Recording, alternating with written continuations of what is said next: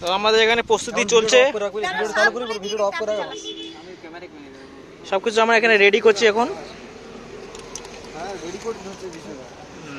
এই যে সবাই দাঁড়িয়ে আছে এখানে।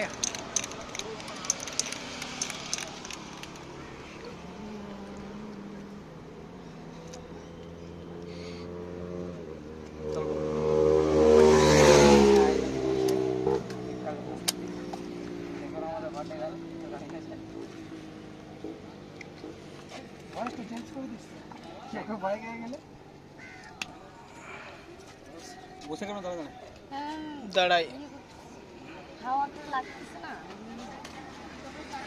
একটু মোমবাতি ধরো সবগুলো নিবে এখানে হাওয়া দেখি না নিবে যাচ্ছে আরে এদিকে